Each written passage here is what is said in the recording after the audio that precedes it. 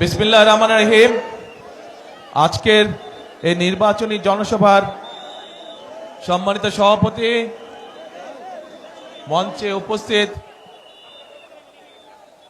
ফেনী, নোয়াখালী, লক্ষ্মীপুর 3 জেলার নেতৃবৃন্দ, উপস্থিত নেতৃবৃন্দ, আমার সামনে মাঠে এবং মাঠের বাইরে উপস্থিত মুরব্বীবর্গ, উপস্থিত এলাকাবাসী, প্রিয় সহকর্মীবৃন্দ, ভাই ও বোনেরা, আসসালামু আলাইকুম। আসসালামু আলাইকুম। কেমন আছেন সবাই? আচ্ছা, আজকে এই যে বহু বছর পরে ফেনীতে এসেছি আমি, আজকে সকালে আমার প্রথম মিটিংটা ছিল চট্টগ্রামে। চট্টগ্রামের সাথে আমার একটা আবেগ ঘন সম্পর্ক রয়েছে, আর ফেনীতে তারপরের মিটিংয়ে আসলাম, ফেনীর সাথে রয়েছে আমার একটা আত্মীয়তার সম্পর্ক, তথা গ্রেটার নোয়াখালীর সাথে রয়েছে একটা আত্মীয়তার সম্পর্ক। প্রিয় ভাই বোনেরা, আপনাদের যেমন দাবি আছে বিএনপির কাছে, ঠিক একইভাবে বিএনপিরও কিন্তু দাবি আছে আপনাদের কাছে। ঠিক ঠিক বলেছে? এই যে পিছনে যারা আছেন, ফেনী, নোয়াখালী, লক্ষ্মীপুরের মানুষের যেমন বিএনপির কাছে একটা দাবি আছে, জোর দাবি এলাকার উন্নয়নের ব্যাপারে, মানুষের সমস্যা দূর করার ব্যাপারে, ঠিক বিএনপিরও একটা দাবি আছে না আপনাদের কাছে? কি সেই দাবি? কি সেই দাবি? ধানের শীষকে জয়যুক্ত করা, ধানের শীষকে জয়যুক্ত করা। এখন প্রিয় ভাই বোনেরা, আমরা রাজনীতি করি, আমরা রাজনীতি করি কাদের জন্য? দেশের মানুষের জন্য আমরা রাজনীতি করি। স্বাভাবিকভাবেই আমরা যখন দেশের মানুষের জন্য কাজ করতে চাইব, তখন আমাদের পরিকল্পনা থাকতে হবে। আমরা যা বলবো, আমরা আপনাদের সামনে চেষ্টা করব সেই কাজগুলো বাস্তবায়ন করার জন্য। কারণ আমরা মনে করি জনগণই হচ্ছে বিএনপির সকল রাজনৈতিক ক্ষমতার উৎস। সেই জন্যই প্রিয় ভাই বোনেরা, আপনারা দেখেছেন যে যখন আমি এই দেশে আসলাম প্রায় 17 বছর পরে, স্বৈরাচারের পতনের পরে, তখন কিন্তু আমি একটি কথা বলেছিলাম যে আমি দেশের মানুষের জন্য কিছু পরিকল্পনা তৈরি করেছি। সেই পরিকল্পনাগুলি হচ্ছে কিভাবে, একটি পরিকল্পনা হচ্ছে যে কিভাবে দেশের যে নারী সমাজ আছে, বিশেষ করে গ্রাম অঞ্চল সহ শহর অঞ্চলের যে যারা পরিশ্রম করে খেটে খাওয়া মানুষ, এই মানুষগুলোর ভেতর পরিবারগুলোর মধ্যে নারীদের জন্য একটি ফ্যামিলি কার্ড আমরা দিতে চাই। যেই ফ্যামিলি কার্ডের মাধ্যমে প্রতি মাসে প্রত্যেক গৃহিণী সরকারের পক্ষ থেকে একটি অল্প হলেও একটি সহযোগিতা পাবে। কেউ কেউ বলছে যে এই অল্প সহযোগিতা কি সংসার চলবে? আমরাও জানি চলবে না, কিন্তু 4 সপ্তাহে, 1 মাসে 4 সপ্তাহ, অন্তত 1 সপ্তাহের সহযোগিতাও যদি আমরা করতে পারি সরকারের পক্ষ থেকে, তাহলেও তো অনেক মানুষের জন্য সেটি একটি অনেক বড় সুবিধা, তাই নয়? রাইট।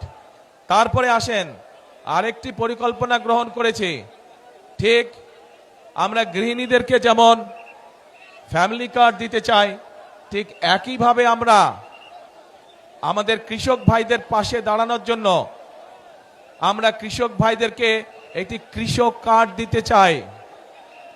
এই কৃষক কার্ডের মাধ্যমে আমরা সার, কীটনাশক ঔষধ, বীজ, এটি আমরা কৃষকদের হাতে সরাসরি পৌঁছে দিতে চাই। প্রিয় ভাই বোনেরা, এর বাইরে এই যে মজনু একটু আগে বলল যে ফেনীতে একটি মেডিকেল কলেজ দরকার, ইনশাল্লাহ আমরা মেডিকেল কলেজ করব, কিন্তু একই সাথে আমরা আপনারা যাতে চিকিৎসা সুবিধা পান, বিশেষ করে গ্রামের মানুষ, বিশেষ করে মহিলা এবং নারীরা এবং শিশুরা যাতে করে চিকিৎসা সুবিধা পায়, তার জন্য আমরা সারা দেশে গ্রামে গ্রামে হেলথ কেয়ারের আমরা দিতে চাই। এই হেলথ কেয়ারটা কি? এখানে অনেক মুরব্বী উপস্থিত আছেন। আপনাদের মনে আছে শহীদ জিয়ার সময় পল্লী চিকিৎসক ছিল না? পল্লী চিকিৎসক নাম শুনেছেন? কারাগারে শুনেছেন? হাত তুলেন থেকে। এই তো পল্লী চিকিৎসক, ওই যে পিছন দিকে পল্লী চিকিৎসক নাম শুনেছেন? এই জনসভার পিছন দিকে, এই যে রাস্তার ওখানে সাইডে, আপনারা শুনেছেন পল্লী চিকিৎসক? আচ্ছা, এই পল্লী চিকিৎসকের মতন, ধন্যবাদ, হাত নামান। এই পল্লী চিকিৎসকের মতন আমরা হেলথ কেয়ারে দিতে চাই, যাদের কাজ হবে ঘরে ঘরে মা বোনদের কাছে স্বাস্থ্য সেবা যাতে পৌঁছে দিতে পারে, যাতে করে ছোটখাটো অসুখ বিসুখের চিকিৎসা এই হেলথ কেয়ারের মা বোন এবং শিশুদেরকে ঘরে ঘরে গিয়ে সেবা দিবে। তাদেরকে কষ্ট করে আসতে হবে না হাসপাতালে, যদি বড় কোনো, আল্লাহ না করুক, বড় কোনো অসুখ বিসুখ না হয়। এরপর আমরা আরেকটি কর্মসূচি পালন করতে চাই। প্রিয় ভাই বোনেরা, আপনাদের মনে আছে এই 1 বছর, সোয়া বছর আগে হঠাৎ করে একটা বন্যা আসলো, ফেনী নদীর পানি দিয়ে আসলো না? আপনারা বহু মানুষের এই ফেনী, লক্ষ্মীপুর, তারপরে নোয়াখালীর বহু অঞ্চল, বহু মানুষের ঘর বাড়ি নষ্ট হয়ে গেল, জমির ফসল নষ্ট হয়ে গেল, গবাদি পশু হাঁস মুরগি নষ্ট হয়ে গেল, হয়েছে না?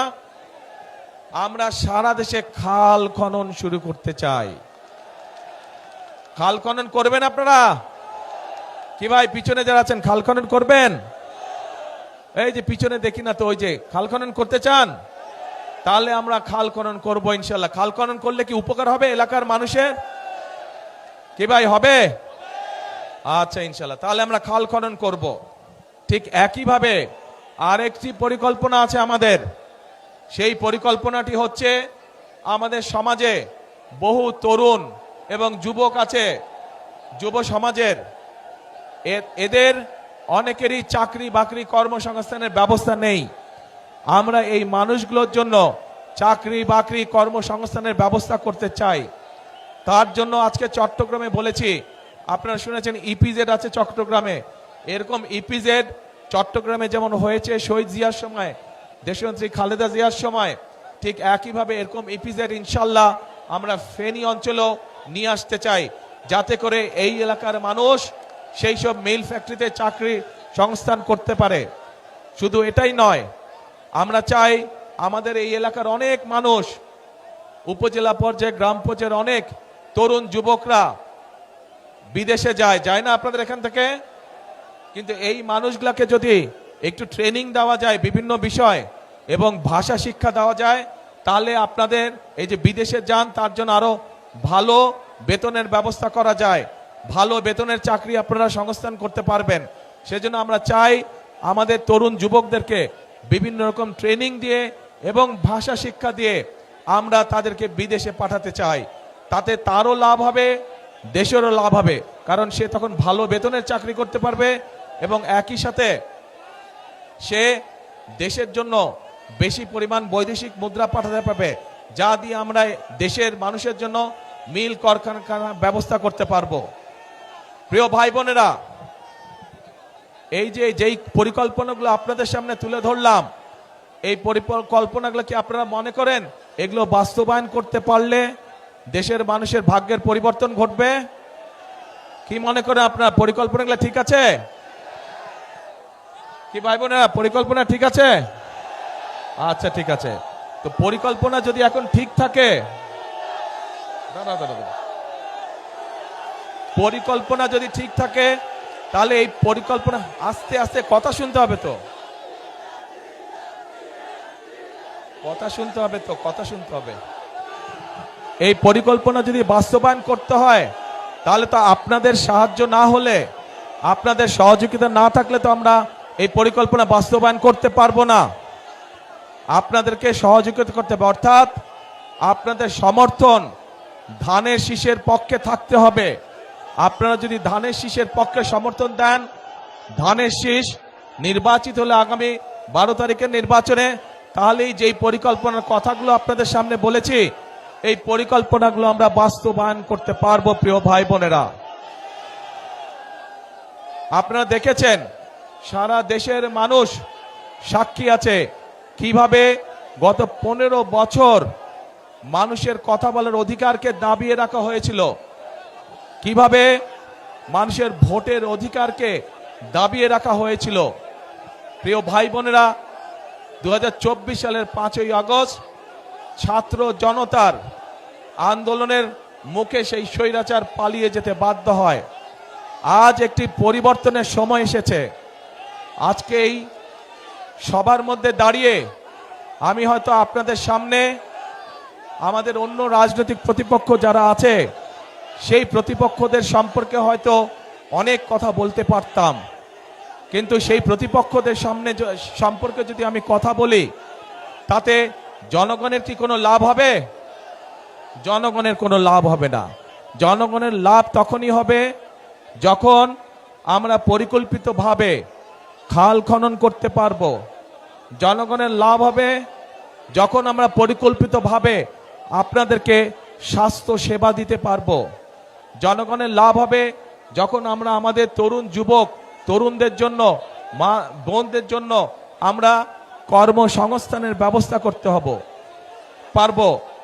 জনগণের লাভ হবে যখন আমরা আপনাদের জন্য রাস্তাঘাট, ব্যবসা বাণিজ্য অর্থাৎ আইন শৃঙ্খলা সঠিক রাখতে পারবো। তখনই জনগণের লাভ হবে। রাজনৈতিক প্রতিপক্ষ সম্পর্কে অনেক কথা বলা যায়, কিন্তু তাতে জনগণের লাভ কোনোই হবে না। প্রিয় ভাই বোনেরা, আসুন 5ই আগস্টের পরে দেশের মানুষ পরিবর্তন চায়। যেই পরিবর্তনের ফলে দেশের মানুষের সমস্যা ধীরে ধীরে কমে আসবে। সেজন্যই আমাদেরকে পরিশ্রম করতে হবে, আমাদেরকে কাজ করতে হবে, আমাদের কৃষকদের ফসলের উৎপাদন বৃদ্ধি করতে হবে, আমাদের মা বোনদেরকে অর্থনৈতিকভাবে স্বাবলম্বী করতে হবে, আমাদের তরুণদের যুবকদের কর্মসংস্থানের ব্যবস্থা করতে হবে। আমাদের মানুষরা, দেশের মানুষ যাতে নিরাপদে রাস্তাঘাটে চলাচল করতে পারে, নিরাপদে ব্যবসা বাণিজ্য করতে পারে, নিরাপদে চাকরি বাকরি করতে পারে, সেই জন্য আইন শৃঙ্খলা ব্যবস্থাকে কঠোর হস্তে নিয়ন্ত্রণ করতে হবে। আমাদেরকে জনগণের তখনই ভাগ্যের পরিবর্তন হবে। আমরা দেখেছি বিগত স্বৈরাচারের সময় কিভাবে এই দেশের জনগণের সম্পদ লুটপাট করে বিদেশে পাচার করে দেওয়া হয়েছিল।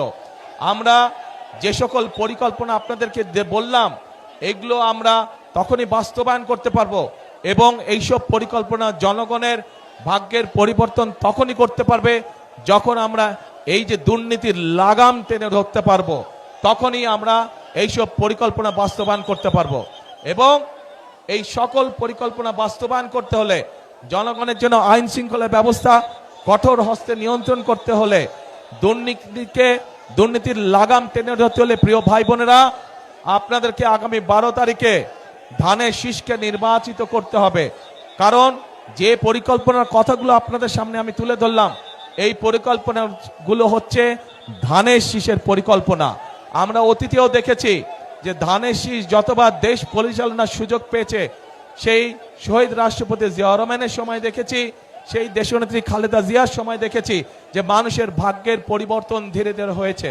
কাজেই ইনশাআল্লাহ আগামীতে আপনারা আবার ধানের শীষকে নির্বাচিত করলে, ধানের শীষ সরকার গঠনে সক্ষম হলে, আল্লাহর রহমতে আমরা আবার খালেদা জিয়ার রেখে যাওয়া কাজগুলো আমরা আবার চালু করব। শহীদ জিয়ার রেখে যাওয়া কর্মসূচিগুলো আমরা আবার চালু করব, যাতে করে দেশের মানুষের ভাগ্যের পরিবর্তন হয়। প্রিয় ভাই বোনেরা, কথা একটাই, একটু প্রথমেই বক্তব্যের বলেছে যে ফেনী, লক্ষ্মীপুর, নোয়াখালী এইখানকার মানুষের যেমন বিএনপির উপরে একটা হক বা দাবি আছে, ঠিক বিএনপিরও এই 3 জেলার মানুষের উপরে একটা হক বা দাবি আছে। কি সেই দাবি? ধানের শীষকে নির্বাচিত করা। কারণ এটা খালেদা জিয়ার এলাকা, খালেদা জিয়া এই এলাকার সন্তান, খালেদা জিয়া এই এলাকার মেয়ে। স্বাভাবিকভাবেই ধানের শীষ নির্বাচিত হলে খালেদা জিয়ার সম্মান বৃদ্ধি পাবে। এবং আমি মনে করি এই এলাকার মুরব্বী সহ, মা বোনেরা সহ, তরুণ যুবক সহ, তরুণরা সহ সকলেই তাদের এলাকার সন্তান খালেদা জিয়ার সম্মান আসমানের উপরে তুলে ধরবে ইনশাআল্লাহ। প্রিয় ভাই বোনেরা, আসুন 12 তারিখে আমরা গণতন্ত্রকে পুনঃপ্রতিষ্ঠিত করি। কারণ গণতন্ত্র যদি পুনঃপ্রতিষ্ঠিত হয়, দেশে যদি জবাবদিহিতা থাকে, যদি আপনার নির্বাচিত জনপ্রতিনিধি থাকে, তাহলেই একমাত্র এলাকার সমস্যার সমাধান করা সম্ভব হবে। বিগত 15 বছর ধরে সারা বাংলাদেশের কোথাও কোনো সত্যিকার অর্থে জনপ্রতিনিধি ছিল না, এবং যেহেতু সত্যিকার অর্থে জনগণের প্রতিনিধি ছিল না, সে কারণেই দেশের আজকে এই অবস্থা। আমরা দেখেছি কিছু সংখ্যক মানুষের ভাগ্যের পরিবর্তন হয়েছে, কিন্তু 98% মানুষের ভাগ্যের কোনো পরিবর্তন হয় নাই। আমাদের কাজ হচ্ছে গ্রামের, দেশের খেটে খাওয়া মানুষের ভাগ্যের পরিবর্তন করা। আপনারা গণতন্ত্রের বুনিয়াদ যদি শক্তিশালী করতে হয়, তাহলেই একমাত্র সম্ভব জনগণের অংশগ্রহণের মাধ্যমে গণতন্ত্রের বুনিয়াদ শক্তিশালী করা। এবং গণতন্ত্রের বুনিয়াদ যত শক্তিশালী হবে, তত মানুষের ভাগ্যের পরিবর্তন হবে। প্রিয় ভাই বোনেরা, আমরা বিশ্বাস করি এই দেশকে যদি এগিয়ে নিতে হয়, বাংলাদেশের মানুষ যেভাবে এই দেশকে কল্পনা করে, বাংলাদেশের মানুষ তাদের সামনে এই দেশের সম্পর্কে যে প্রত্যাশা, সেই প্রত্যাশা তখনই বাস্তবায়ন করা সম্ভব আমরা যারা গণতন্ত্রে বিশ্বাস করি, আমরা সকলে যদি ঐক্যবদ্ধ থাকি, তাহলেই একমাত্র সম্ভব বাংলাদেশের প্রত্যাশিত বাংলাদেশকে গড়ে তোলা। এবং সেই প্রত্যাশিত বাংলাদেশ গড়ে তুলতে হলে আপনাদের সকলের সহযোগিতা প্রয়োজন। আপনাদের সহযোগিতাই একমাত্র পারে একটি সুন্দর ভবিষ্যৎ বাংলাদেশ গড়ে দিতে। সেজন্যই আমি সবসময় একটি কথা বলি, করব কাজ, কে করব কাজ, গড়ব দেশ, সবার আগে বাংলাদেশ। আবার বলি, করব কাজ, সবার আগে বাংলাদেশ। প্রিয় ভাই বোনেরা, এই যে এখানে দাঁড়ান তো, আপনারা সামনে আসেন সবাই, আপনার প্রার্থীরা সব এখান দিয়ে দাঁড়ান, দাঁড়ান এখান দিয়ে, এটা লাগবে না, সরি অপু, এটা লাগবে না। এই যে এই মানুষগুলোকে আমি আপনাদের কাছে দিয়ে গেলাম, এদেরকে আপনারা 12 তারিখের ভোটে ধানের শীষে ভোট দিয়ে জয়যুক্ত করবেন।